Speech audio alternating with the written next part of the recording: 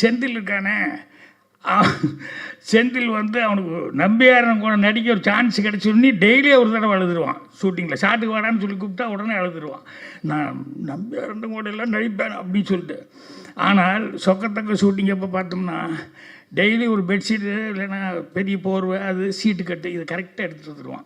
வந்து இறங்கும்போதே ஸ்பாட்டில் அவனுக்கு ஒரு 3-4 பேர் வச்சுருப்பாங்க. எங்கே ஒரு ஓரமாக என் கண்ணில் கட்டினா நான் திட்டுவேன் அப்படின்னு சொல்லிட்டு எங்கே ஒரு ஓரமாக போய் வந்தோடனேயுமே அதில் உட்காந்துருவாங்க. நான் திட்டுவேன், என்னடா இப்படி பண்ணுறேன்னு, பழக்கமாகி போச்சுன்னு என்னென்ன பண்ணுறது அப்படிமா. ஆனால் கவுண்டமணி வந்து உட்கார்ந்ததுலேருந்து இன்றைக்கி என்ன சீனு, என்ன டைலாக்கு அப்படின்ட்டு, எப்பா அவர் எழுதுறது பழக்கம் இல்லை, இருந்தாலும் கேட்டுருங்கப்பா கொஞ்சம் முதல்ல இருந்தால் நானும் கொஞ்சம் அசை போட்டுருந்தா கரெக்டாக இருக்குமில்ல அப்படின்னு. எனக்கு ஒரு பெரிய கெட்ட பழக்கம் என்னென்னா அந்த நேரத்தில் தான் சொல்லுவேன் ஷார்ட்டு வச்சுட்டு.